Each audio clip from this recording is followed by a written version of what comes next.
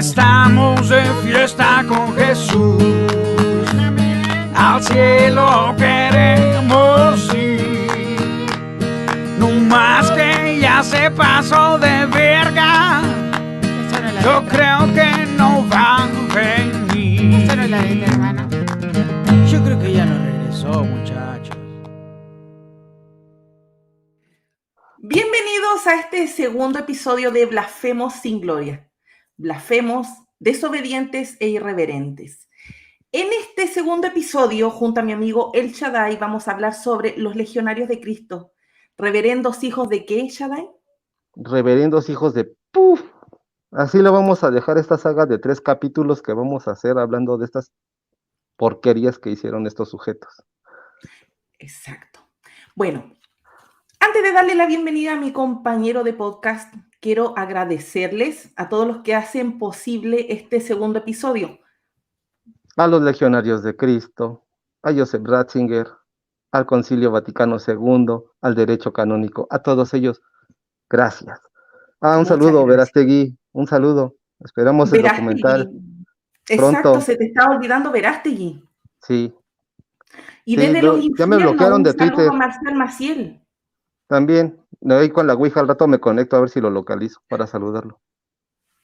Amigos, de verdad, muchas gracias por participar y apoyar este podcast, tanto en Spotify como en nuestro canal de YouTube, Blasfemos sin Gloria.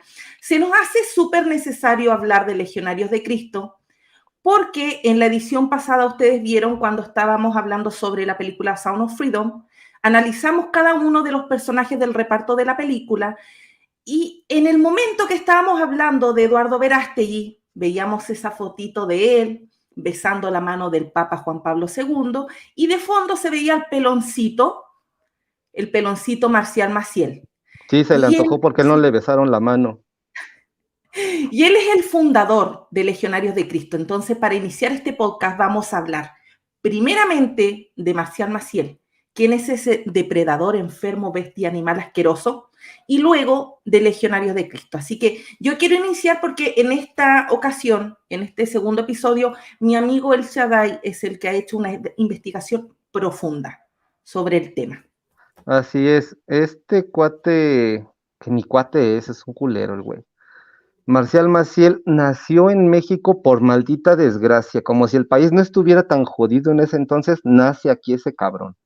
Nace un 10 de marzo de 1920 en el estado michoacano en Michoacán como tal, en el pueblo de Cotija, donde se hace el queso Cotija.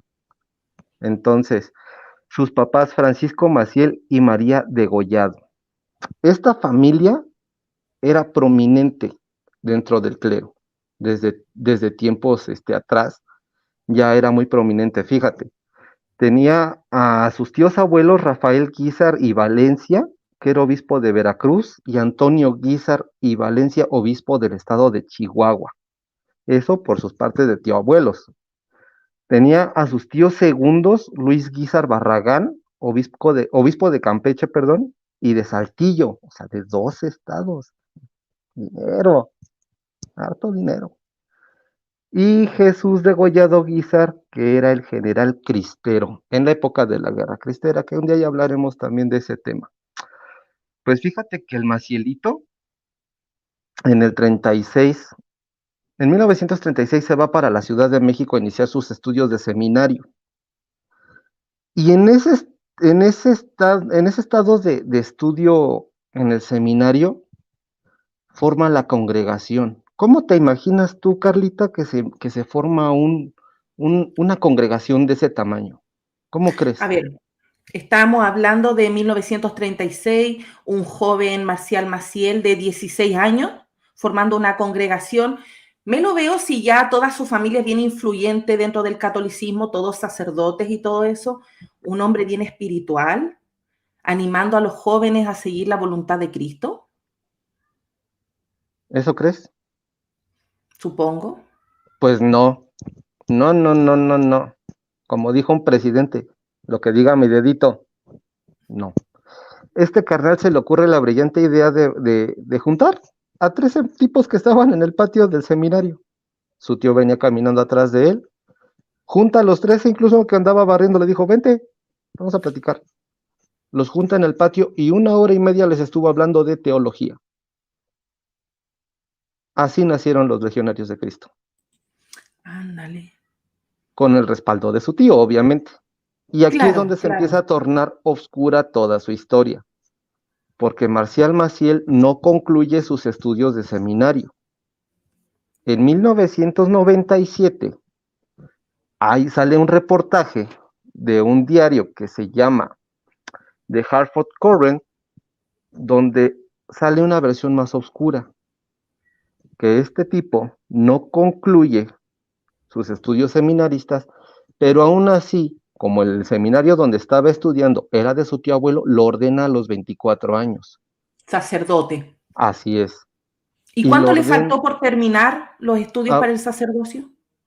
2 seminarios, un aproximado de 40 materias. Él tenía que haber salido como de 28 años ordenado sacerdote más o menos. 26, 28 años más o menos tenía que haberse ordenado sacerdote. Pero no, el tío abuelo dice, por mis sacrosantos influencias, te voy a ordenar de una vez. Y se chingó. Lo ordenó sacerdote. Y esto sucede, lo ordena el día 26 de mayo de 1944 en la Basílica de Guadalupe, para que no te andes, no fue poca cosa, A ¿sale? los 24 Para, años. para que veas, en este entonces ya la congregación tenía 3 años de fundada, porque se fundó el 3 de enero del 41. Imagínate, desde el seminario te hiciste de una congregación siendo seminarista, no eras sacerdote, para Y que veas luego cómo te... tampoco lo fue. Exactamente, era un sacerdote apócrifo, sí se le puede llamar de alguna manera. Oye, pero yo quiero saber algo, el Shaddai. Ya que este tipo, Marcial Maciel, muestra sus desviaciones, sus aberraciones, asquerosidades mentales, ¿en la adolescencia se puede ver algo así? ¿Podemos rastrear cómo fue su conducta dentro del seminario? Sí, podría decirse que era una persona que ya ejercía autoridad por parte, bueno, con ayuda de sus tíos, ya ejercía cierta autoridad porque él fue lo que vio desde chico. Un tío que estuvo en la guerra cristera, que era general, y sus tíos obispos, pues imagínate, estabas acostumbrado a tener el mando, estabas acostumbrado a mandar, a ver cómo se cumplía lo que tú ordenabas.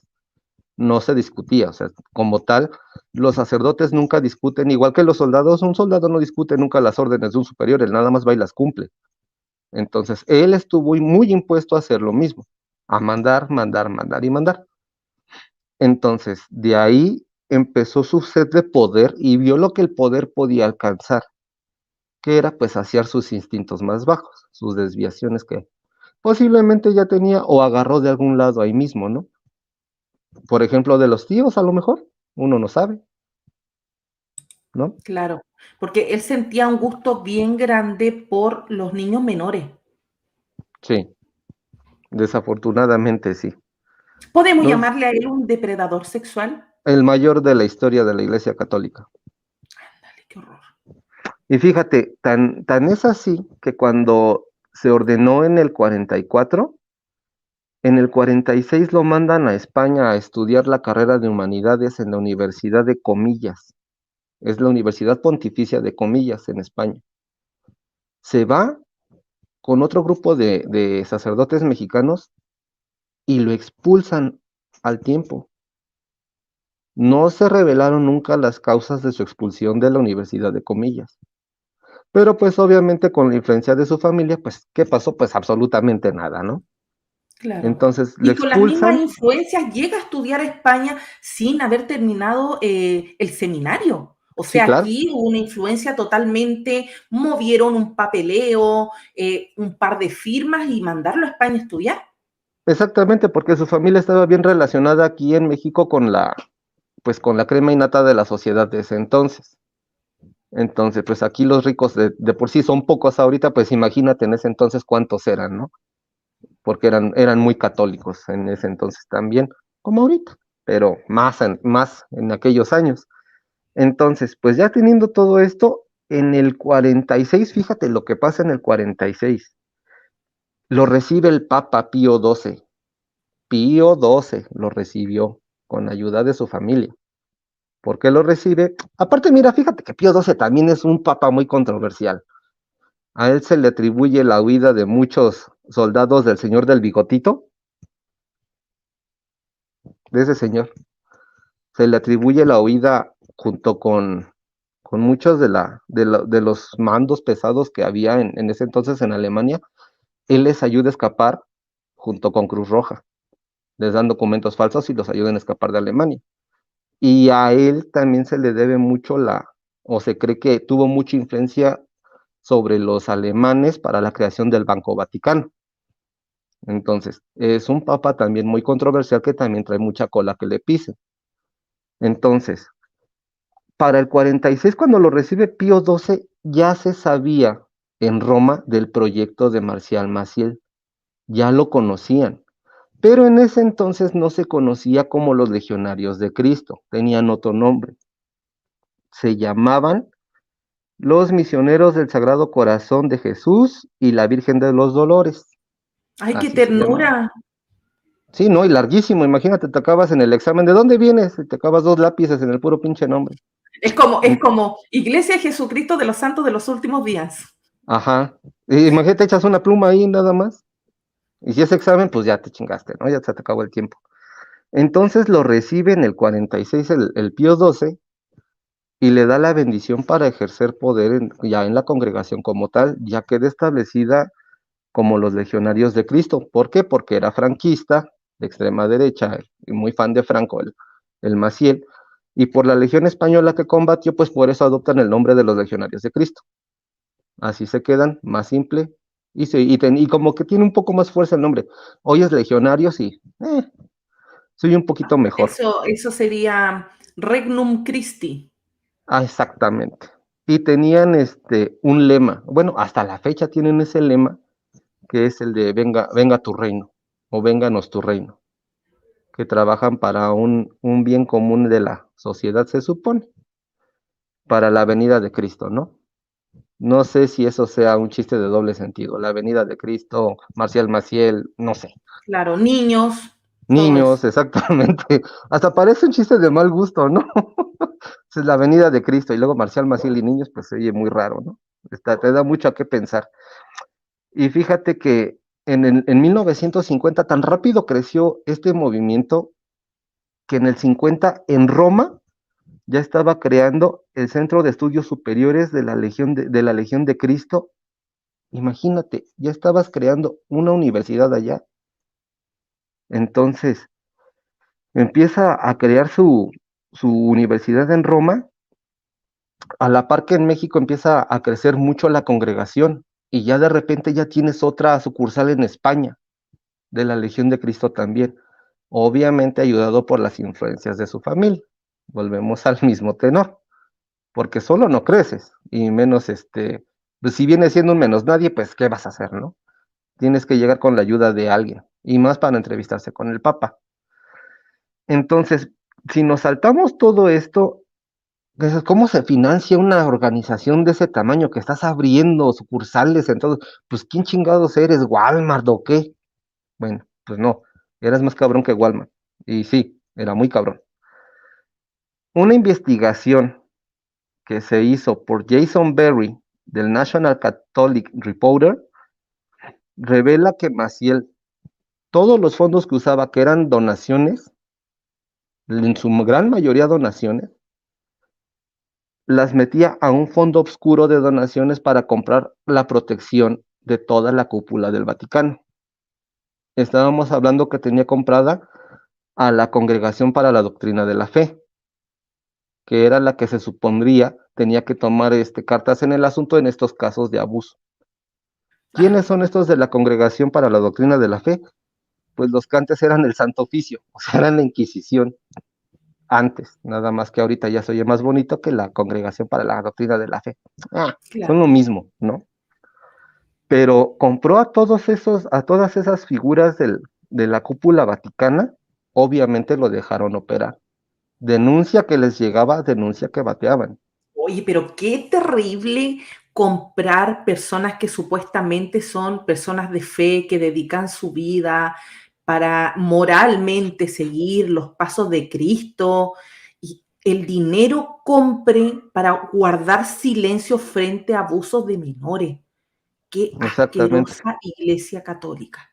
Bueno, y esta investigación también revela que usaron un fondo de un paraíso fiscal de Nueva Zelanda por 295 millones de dólares en puras donaciones, y son donaciones obscuras. De ese fondo se servía obviamente la cúpula vaticana y hasta cierto grado el Papa o los papas que después sucedieron. De ahí también se usaba el dinero para seguir abriendo más escuelas, más seminarios, escuelas, universidades, en muchos países, ¿va? Entonces, Pablo VI, en 1965, quien era papa, le otorga a la Legión el decreto de la alabanza, el decreto de alabanza. ¿Qué es el decreto de alabanza? El derecho a expandirte por donde tú quieras.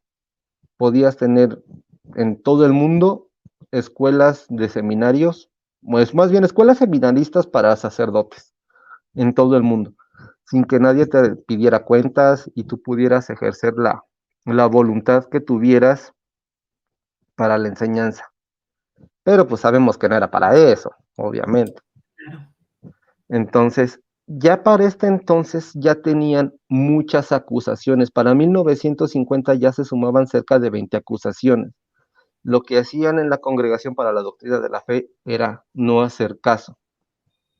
Entonces, lo que decían era, al amigo del Papa no lo vas a denunciar. O sí, déjanos tu papel, nosotros te llamamos luego. Claro, vamos a investigar, vamos a saber qué pasa, claro. Y fueron investigaciones que nunca tuvieron trascendencia. Jamás en la vida tuvieron alguna trascendencia. Pero mira, yo me pongo en el caso de las víctimas, que en este caso son la mayoría niños, porque todos estos abusos suceden en décadas donde en la actualidad es gente de 70 años, 60 años, gente muy adulta, que con los años no ha sanado sus heridas, sigue el trauma. Entonces Muchos imagínate un fallecieron niño, muchos fallecieron sin ver justicia. y hasta ahora, sí, ya con el hecho de ese desgraciado bestia morir, se fue sin pagar de esta tierra.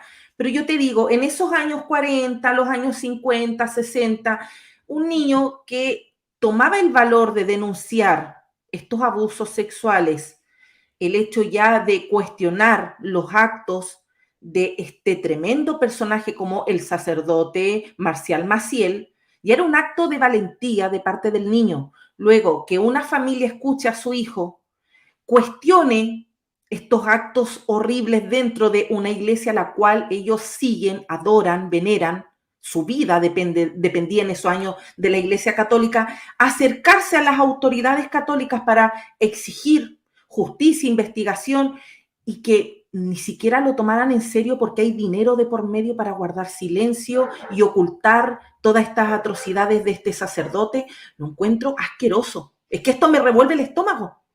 Sí, no, y aparte a la gente se le olvida que aquí quien le cubrió totalmente la espalda a Marcial Maciel fue Juan Pablo II, porque fue cuando llega él que ya había un escándalo. Juan Pablo II llega al pontificado cuando ya tenían montones de denuncias de Marcial Maciel. Entonces, él lo que hace es, no sé hasta a qué grado finge no saber, porque todavía premia a Marcial Maciel y lo nombra como ejemplo de la juventud. Entonces, Ajá, no y sabemos hasta qué grado.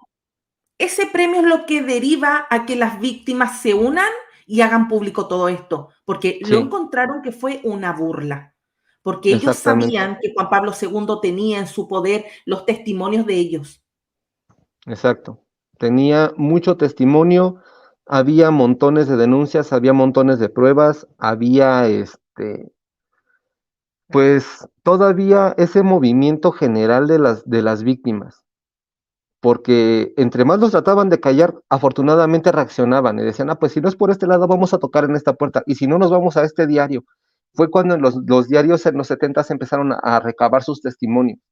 Hubo muchos testimonios que salieron publicados en los diarios. La gente veía como que era un ataque comunista hacia Juan Pablo II, el enemigo más bien del comunismo. Entonces la gente católica fanática y cegada veía como un ataque directo al desprestigio para Juan Pablo Ajá. II. Y en la actualidad Entonces, eso se sigue viendo el Shaddai, porque hoy en día, saliendo un poco de la religión católica, cuando vas a los evangélicos protestantes y se enteran que dentro de su congregación el pastor está acusado de abuso sexual, el pastor es como Dios, entonces no cuestiones al Hijo de Dios, al ungido, no, y no lo creen y lo defienden. exactamente, Esto siempre ha no le hace sucedido. nada, siempre. Aunado, mira, de aquí nos podemos desviar a lo legal, al terreno de lo legal. Si me permites, hay una norma en la Iglesia Católica que se llama derecho canónico. Mucha gente, incluso católica, no tiene idea de lo que es el derecho canónico. ¿Qué es? El derecho canónico es nada más la norma por la norma que va a regir la conducta y comportamientos de todos los agremiados dentro de la Iglesia Católica. ¿A quiénes incluye esta norma? Pues a todos los bautizados dentro de esta fe. Todo bautizado está regido por el derecho canónico. Y tengo una explicación que dio algún presbítero doctor en derecho. No encontré el nombre de esta persona, lo busqué. De hecho, nada más me aparece en un documento me apareció parcial y en otro me apareció completo, pero eran como 5 hojas. Fíjate, dice, el derecho canónico es el derecho de la Iglesia y el derecho del orden de los hombres en su aspecto social. Ojo, aspecto social. El orden jurídico, pues, es lo que dimensiona de la realidad social y a ella se ajusta y ella percibe los principios sustanciales que lo informan. O sea, que como tal el derecho canónico va a actuar con la sociedad y conforme al comportamiento de los hombres en cualquier tiempo, que es lo que yo quiero entender. Y se les olvidó. No hay como tal un apoyo ni siquiera ni un seguimiento de las denuncias. Muchas denuncias se perdieron. Entonces, ¿dónde está el apoyo a la sociedad? ¿En dónde está el apoyo a tu gente, a tu gremio? Porque también forman una sociedad, porque la Iglesia Católica es una institución religiosa y política. ¿En dónde está tu apoyo? Entonces, de ahí, de ahí que esta gente crea, bueno, ya había universidades pontificias. ¿Y en dónde se estudia todo eso del derecho canónico? Pues en la Universidad Pontificia que tenga la facultad de Derecho Penal Católico. Esa es una facultad en la que se puede estudiar cuando eres sacerdote. Es una universidad pontificia. Estás, uf, estás casi casi al lado de la crema innata de Roma. Tienes el apoyo directo pues de la cúpula, pero nada más para estudiar, porque para ejercer, te callan. No tiene nada de sentido. O sea, no me hace sentido que tengas una universidad pontificia donde den derecho penal católico y no te apoyen. ¿Estás de acuerdo? Entonces, con todos estos elementos, en 2001, Joseph Ratzinger, que en ese entonces era el encargado de la Congregación para la Doctrina de la Fe, les dice a todos sus obispos y arzobispos que se vuelvan a pegar al documento Crimen Solitationis de 1962. A grosso modo, ¿en qué consistía ese documento? En el 62 fue un documento clasificado nada más para ciertas jerarquías y con esto les ordenaba a los obispos y arzobispos el método de cómo tratar las denuncias de abuso. Y una de las consignas era no entregar a ningún compañero sacerdote a las autoridades. Lo tenían que manejar todo con mucha discreción. Silencio papal. Exactamente. Y no tenían no podían ni ellos emitir juicios ni entregarlo a las autoridades. Todo se tenía que escalar, todo para arriba. Y arriba, pues ya veía qué hacía, ¿no? Que era, pues dejarlo pasar. Y hasta la fecha se sigue manejando así. De hecho, Es que, yo me quise comunicar ahí con los legionarios en el número que tenían registrado, pero no entra en la llamada, para preguntar un poco más sobre esto. Pero pues no se puede. No se ujú. puede comunicar uno con esta gente. Entonces, esto todavía permanece. Este documento de 1962 todavía está vigente. Ujú. Todavía tienen la orden de proceder así. Mira, dentro de todo lo que yo he podido ver sobre estos abusos, estos casos, las declaraciones de estos ya adultos mayores de cómo este asqueroso Marcial Maciel les dañó su infancia. Luego están las denuncias que han salido a la luz en los programas de televisión en México de niñas que en la actualidad son mujeres en las escuelas, en distintos lugares donde ellas estaban, cuando denunciaban a un sacerdote, porque no solamente fue Marcial Maciel, otros 33 sacerdotes seminaristas también fueron abusadores dentro de los legionarios de Cristo. Y estas chicas contaban cómo era que en vez de sacarlos, los movían de ciudad en Sí, ciudad. O sí, sea, sigan abusando de las niñas y los niños, pero ya, se cambian de colegio donde no los conozcan que ustedes son depredadores sexuales, para que sigan abusando sexualmente de niñas y niños en el anonimato. Hay otro escándalo, lo muevo de ciudad. exactamente. Eso es lo que han hecho siempre. O sea, fíjate, la esperanza de mucha gente abusada por estos sacerdotes era que cuando llegó Francisco al pontificado, era que disolviera el Opus Dei y a los legionarios, cosa que no hizo. Siguen esperando a que lo haga, pero no lo hizo. Lo que él ordena es una reorganización profunda, una limpia profunda Uh y -huh. crear esquemas de protección para los estudiantes. Ajá. Y abolir este secreto pontificio que es que en caso de abusos sexuales tenían que guardar silencio y dejarlo entre ellos. O sea, sí, ahora podían hacerse públicos estos casos. Entre comillas, porque nada se sabe. De hecho, yo tengo el informe anual, el último que publicaron, y me puse a buscar en la misma página de ellos, pero es el mismo. No tengo más datos. Uh -huh. Y también encontré otro, pero sí se veía muy, muy forzado y muy exagerado, porque ni siquiera tenía una rúbrica profesional de algún diario o de algún investigador serio que se Uh conozca. -huh. Mira, el informe anual de los legionarios se llama Verdad y Justicia. Es un informe donde se rinden las cuentas de los compromisos adquiridos respecto a las víctimas de abusos, ¿va?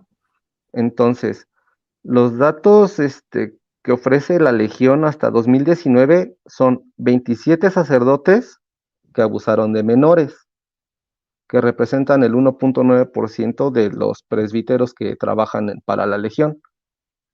Desde la fundación del informe histórico del 1941 al 2019, se han recibido, escucha bien la cifra, solo 11 denuncias.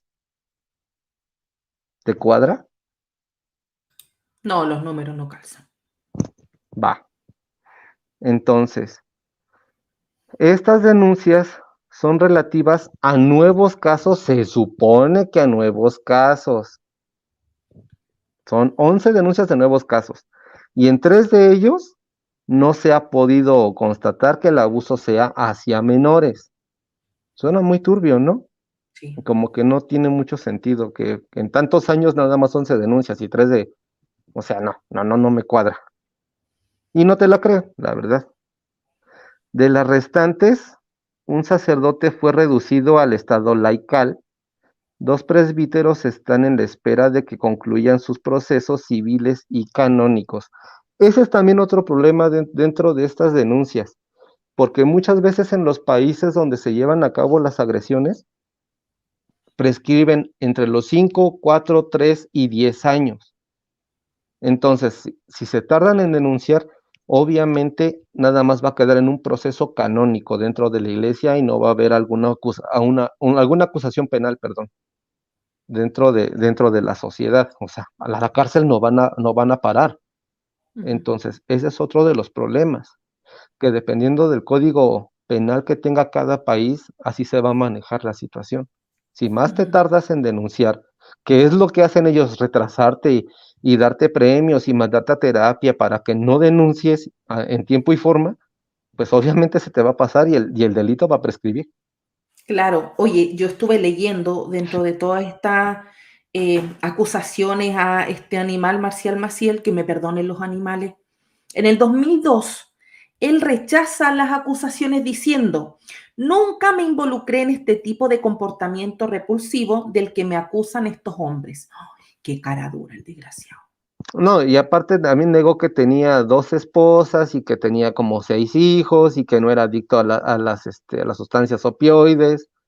O sea, él pudo Era negar disco, todo. exacto, sí. Dentro de los reportajes que hay uno bien importante que hicieron acá en Chile hace varios años, informe especial, la encargada del reportaje fue Paulina Dayén de Salazar, que tuvo que viajar a México a ver todos estos reportes. Ahí era como ellos decían, ¿cómo es la influencia en ese tiempo de Marcial Maciel? Que cuando iban a los médicos a pedir estas drogas para él, el médico decía, no, no, toma, aquí, sin receta, sin nada, totales para el sacerdote. Es que tenía fama de santo. La fama que él tenía en México era que era un santo, como tal. Entonces, ¿quién iba a pensar mal que las iba a usar para drogarse y no para, por ejemplo, controlarte un dolor de cáncer, algo así? Entonces, pues, son para Marcial Maciel, llévatelas, no hay bronca. Claro. Entonces, pues, Qué horror. no iban Y a bueno, pensar mal, ¿verdad? Incluso sus escucharlos. mismos, sus mismos estudiantes eran los que lo inyectaban, porque hasta eso era inútil Sí, para inyectarse él solo. No se sabía ajá, inyectar y solo. decían los niños, bueno, ya bien adultos mayores, que él les contaba esta historia de que necesitaba masajes en su pene. Entonces los Sí, niños tenían que estar masajeándole su zona, luego aguantar distintos tipos de relaciones sexuales con ellos, y luego tenía que quedar en un secreto. Nadie podía exacto. enterarse de ese secreto entre los niños y él, y luego se daban cuenta que cuántos niños tenían el mismo secreto con él. Sí, y aparte cuando acababa el acto, les hacía la señal de absolución, porque incluso uno de sus estudiantes le pregunta, y bueno, ¿y ahorita en la misa qué? ¿Puedo comulgar o no puedo comulgar? Dijo, no, sí, comulga. Y él le hace la señal de absolución. Y ya con eso, Qué terrible. ¿te Ay, qué imaginas el, pasa. el, el shock para una persona de fe? Ujú. Yo Yo no, estuve yo no me anotando imagino. las estadísticas, los números. En los legionarios de Cristo se admiten, ay, y eso me da cosita, admiten, o sea que pueden haber más, porque ellos solo están admitiendo 175 casos de abuso sexual. Son los que ellos reconocen nomás, Sí, pueden haber más. De esos 175 casos, 60 de ellos fueron cometidos por Marcial Maciel, el fundador de los Legionarios ujú. de Cristo. Y el resto, para llegar a ese número de 175 niños, fueron 33 sacerdotes que también cometían lo mismo, porque ellos se daban cuenta que el fundador lo hacía, ellos también lo hacían, Él les porque daba el finalmente todo permiso. quedaba en un secreto. Sí, él les daba permiso y a muchos les dijo que tenían permiso papal. Ah, Mm, qué Y fíjate, asco, yo qué horror. tengo ese dato que tú tienes de 175 reconocidos, yo tengo una sobrecifra, calculando las omisiones. Porque incluso dentro de este contexto hay desapariciones. Desaparecieron 11 muchachitos de algún seminario, no dicen de cuál, no se menciona cuál. Fueron 11 desapariciones. Ni siquiera los nombres de los desaparecidos están. Pero con esta sobrecifra, dice aquí que pudieron haber sido entre 730 y 900 casos en sí. Claro, y es por eso que la prensa dice que los legionarios admiten 175, del resto se lavan las manos. Sí, claro. Sí, y esos niños, esos 11 desaparecidos que se los tragó la tierra, se los llevaron los extraterrestres, los Ujú. arrebataron. ¿Qué les hicieron? ¿Por qué los desaparecieron? Pero pues nadie se acuerda, ¿verdad? Ay, Verástegui, ¿para qué te vas a acordar, hombre? Ni mi Claro. edades. Y ahora que en la campaña política por la presidencia de México que está intentando Eduardo Verástegui, ahí está la presencia de los legionarios de Cristo, porque Obvio, salió en la nota de prensa en México que los legionarios de Cristo serían partícipes de, desde la extrema derecha, tirarlo a candidato.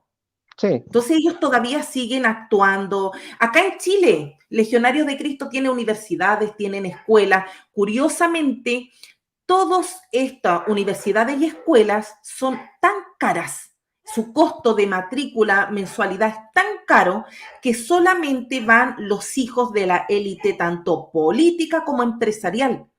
Porque para Sí, un niño común y corriente es imposible llegar algún día a estudiar a uno de esos pues lugares. mejor te compras Solamente una casa. gente poderosa puede ir. Y ahí yo me cuestiono, ¿por qué empresarios y políticos querrían enviar a sus hijos a estudiar a colegios y universidades de legionarios de Cristo cuando tienen tan manchada reputación? ¿No les da miedo enviar a sus hijos a uno de esos colegios? ¿O será que ellos saben que aquí el negocio de dinero es tan fuerte entre los políticos, los empresarios, la Iglesia Católica, la extrema derecha, que luego en el futuro esos mismos niños forman parte de toda esta mierda? Exacto. O sea, yo como papá, aunque tuviera el dinero, con la fama no lo mando. Se nos estaría yo pendejo de estar mandando a mi hijo a que le hagan o le deshagan la vida, ¿no? O sea, no sé qué cabeza tendrá esa gente para seguir mandando a sus hijos a ese tipo de escuelas con esa fama.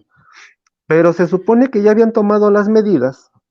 No sé, también estuve buscando ese dato, pero los legionarios de Cristo aceptaban a muchachitos desde los 9 años, en aquellos años. Mira, desde los 9 hasta que acabaras de formarte como sacerdote. Entonces, ahorita al parecer, el mínimo de edad es 12 años. Ya como que le subieron un poquito el estándar, ya no les gustan tan tiernitos. Entonces, O ya, para que el escándalo no se vea tan trágico, ya no son exactamente. de 9 los violados, ahora son de 12, no es tan Ahora son de grave, dos. creo yo. Ya no hay tanta bronca porque ya más o menos saben lo que es la masturbación, ¿no? Y ahora con celulares, pues ya vieron hasta porno. Entonces ya están más vividitos, ya saben a lo que le pueden ir tirando. Entonces, ya tomaron la medida de meterlos a partir de los 12 años. Y otra de las medidas, que sí es así como que sí me llamó la atención, fue no darle guía espiritual a ningún niño menor de edad. No le puedes dar guía espiritual a solas. Y si le vas a dar guía espiritual, tiene que ser delante de más gente y en un lugar donde todo el mundo te vea. No puede ser en el Público, grupal. confesionario, no puede ser en sacristía, no puede ser en tu dormitorio, no. Debe de ser público. No puede ser apartado de los demás. Eso como que me llamó la atención, pero como que no mitiga el riesgo, ¿no?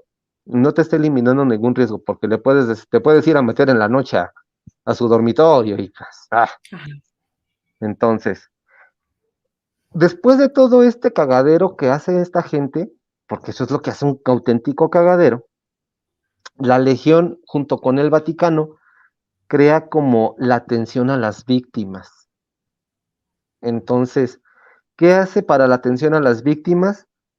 Pues acompaña a las víctimas a través de una institución que se llama ISHMA, que se supone que es una institución independiente, donde les dan asistencia psicológica, los acompañan en tratamiento, muchas veces les dan pensión vitalicia, dependiendo del daño. Oílo bien, pensión vitalicia. O sea, los están manteniendo de por vida por un abuso. Y todavía dicen, sabemos que esto que hacemos no repara en nada el daño. Bueno, pues al menos son conscientes, ¿no? De que ya hicieron sus chingaderas y que no hay dinero que tape ni terapia psiquiátrica ni psicológica que los pueda ayudar. Entonces, ¿qué hacen aparte de de este acompañamiento en tratamientos? ¿Qué hace? Pues también darles ayuda económica, aparte de la pensión vitalicia que a mucha gente le han llegado a dar.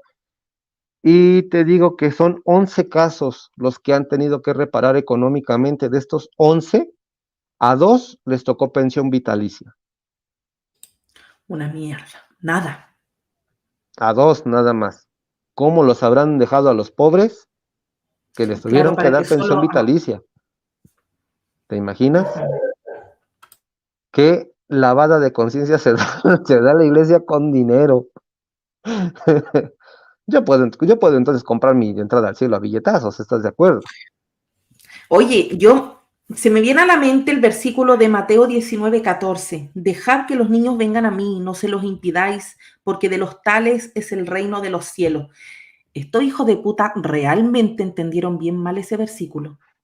Porque Y de hecho, uno de los niños, Marcial Maciel, le reventó el frenillo del pene sí, que con la fuerza que sangraba, lo sí, estaba lo escuché, tocando. lo escuché. Entonces, ya es la hazaña del dominio y de ejercer un control sobre la criatura indefensa.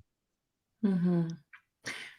Yo pienso, estos desgraciados, partiendo por este depredador Marcial Maciel, creerán en Dios. Porque sabes que ni siquiera un ateo llega a comportarse de esta manera, porque el ateo no necesita de un Dios para actuar moralmente bien. Pero se supone que el religioso sí necesita creer en un Dios, creer en un cielo, en un infierno para actuar bien. ¿Qué pasa con esta gente que es capaz de abusar de más de 100 niños, hacerles daño, corromperles su inocencia, su juventud, violarlos, bueno, hacerles esas asquerosidades y luego ir y hablar en una misa del amor de Dios, de la misericordia? Yo creo que ellos no creen en Dios. Yo lo sabes qué más me cuestionaría, ¿en dónde está Dios? Ah, claro, es que partiendo por ahí, o sea, ni cagando, o Dios es muy voyerista, que le encanta mirar esas escenas de abuso, porque se nos va la mierda su poder. Un Dios ¿En dónde, todopoderoso que está en ahí dónde mirando está, como violan a un niño y no hace nada. en dónde está la madre de Dios, de la Claro. cual todos somos sus hijos? También viendo nada más. Y en ese sentido yo recurro a una frase que es bien popular en internet, no me acuerdo ahora de quién era, donde la persona dice, en ese caso yo tengo más misericordia y poder que Dios, porque si yo presencio un abuso sexual, me voy contra el violador, le saco la mugre y hago lo que sea posible que tenga en mis manos para poder arrebatarle al niño que está siendo abusado. Pero Dios se queda mudo, inmóvil, no hace nada, y en este caso para los católicos que creen tanto en la Virgen María, tampoco hace nada.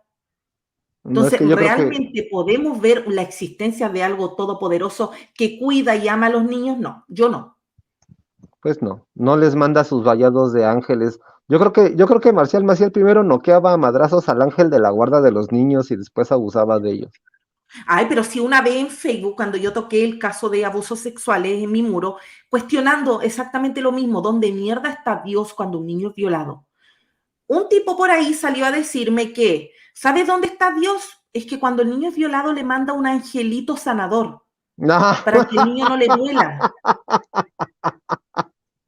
qué hijos de puta. Horrible. Ojalá que no se lo hicieran Y a nos su falta el hijo. cristiano. Y Ojalá nos que no falta se el lo hicieran a su hijo, para que le digan, claro, ay, hijito, no a llores ver si porque espera está el tu ángel angelito. sanador.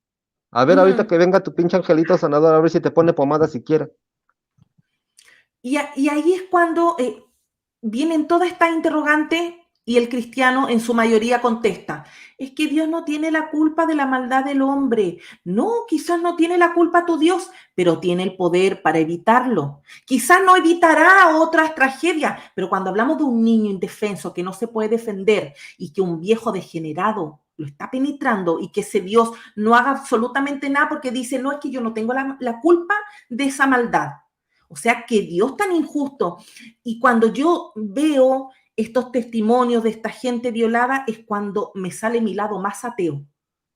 A la mierda Yo, si es que ese Dios existe, porque de verdad que es peor que el mismo violador.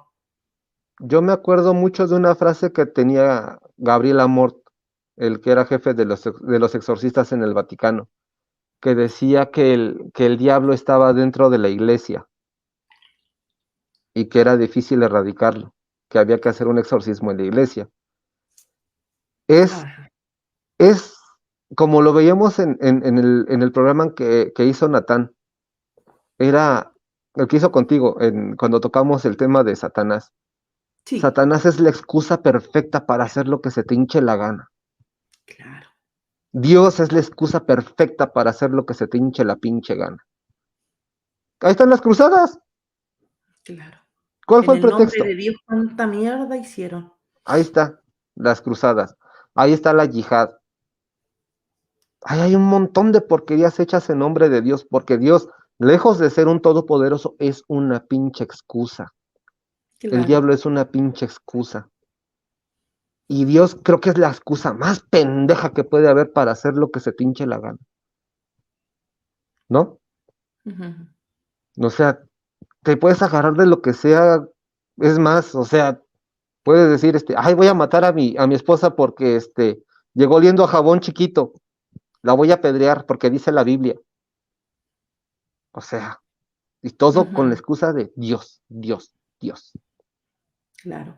Y Ya, ahora, ¿no? ya que vamos finalizando, amigo, mi pregunta es, ¿para qué sirve la religión católica en la actualidad? ¿De qué nos sirve? ¿De qué sirve que siga existiendo los legionarios de Cristo, sus universidades, sus escuelas? Pues para tener dinero, control político, si acaso, no más. No le veo otra utilidad.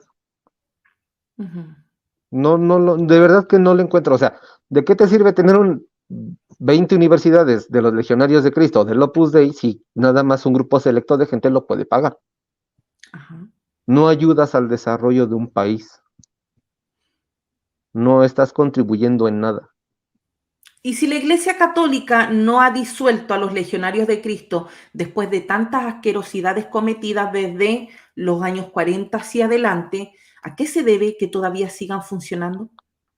Pues porque le deja millonadas, O sea, muchísimo dinero. realmente el dinero para la organización católica, para el Vaticano, es realmente más importante que la integridad de todos esos niños. Sí, o sea, como tal, la iglesia es una empresa transnacional. O sea, Ujú, los legionarios de Cristo tienen, igual que el Opus Dei, tienen relación con empresas farmacéuticas, tienen acciones en armamentismo, en muchos lados. Llueve dinero. ¿Tú a poco desecharías a la vaca que te da más leche? Claro que no. claro. No, pues, a Te ellos les vas a quedar con interesa. ella y la vas a mantener. Por eso no se disolvieron, ni el Opus Dei, Ujú, ni los legionarios de Cristo. Y no se van a disolver, jamás. Mientras siga entrando dinero, no. Y si me ujú. permites, quiero recomendarle a la gente, a nuestros queriditos amigos, un libro que se llama Ave Negra, de Elena Sada. Ella fue víctima de los legionarios en la rama femenina. Ella pudo escaparse, ella tiene nuestra edad, ella pudo escapar de la casa de los legionarios en el 2000, cuando tenía 15 años. No se los voy a espolear, está bueno el libro, no está caro, está en 150 pesos mexicanos, está bueno.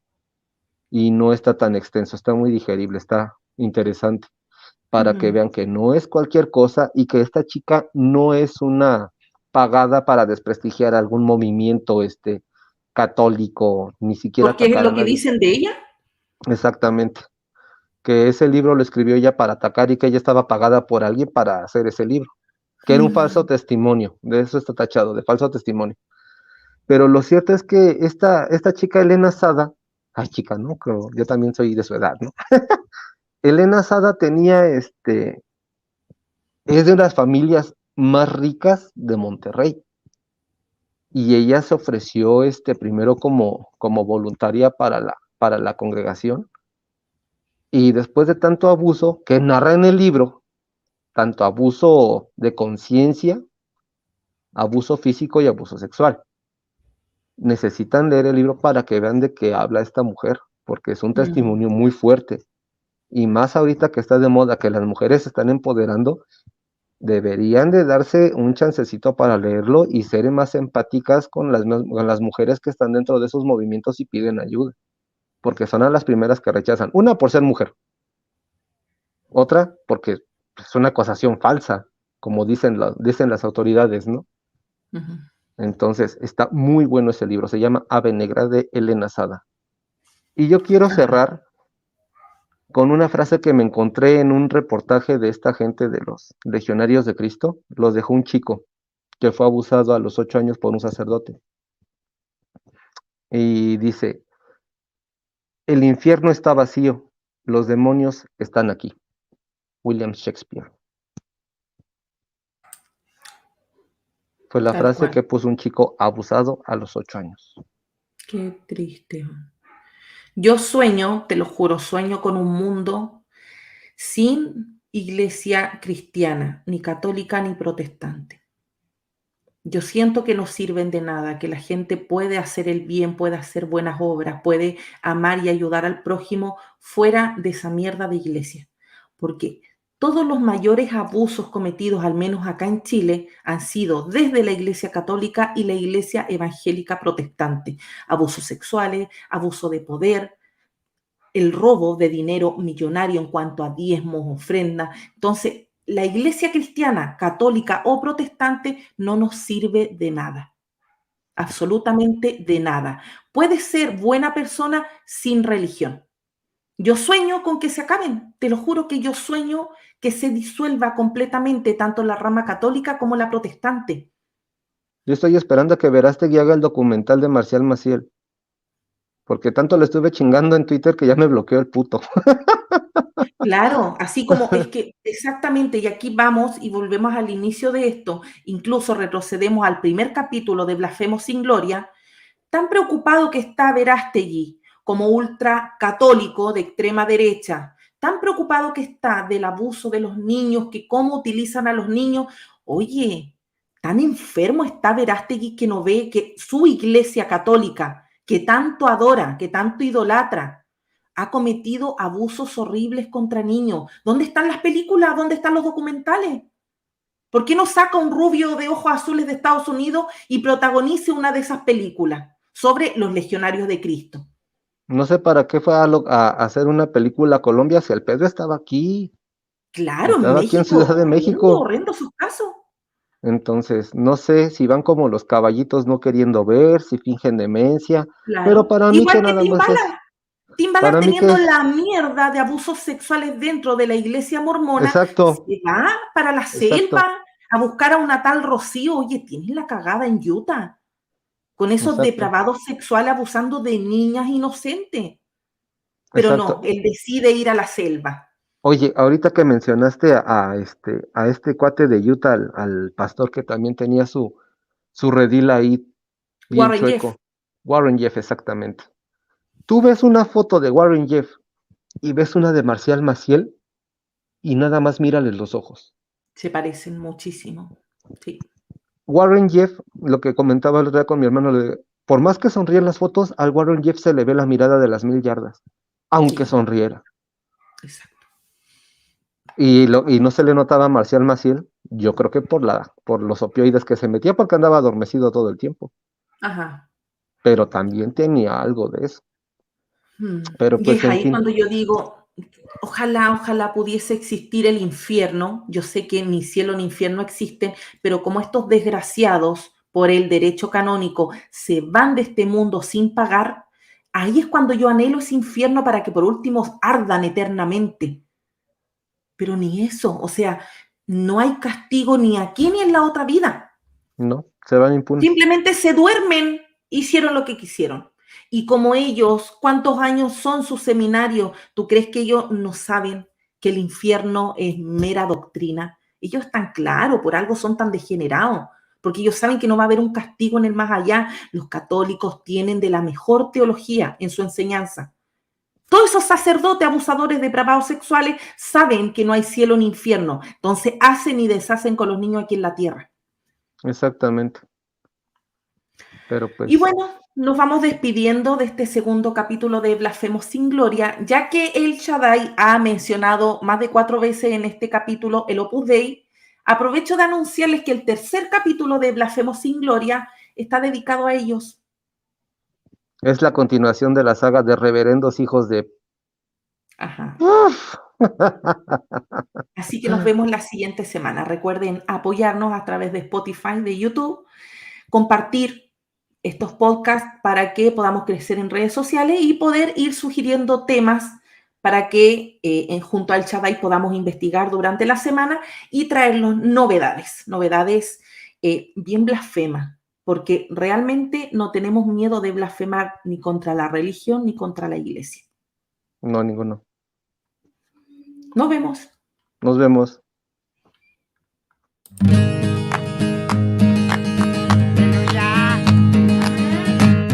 Estamos de fiesta con Jesús, al cielo queremos ir, no más que ya se pasó de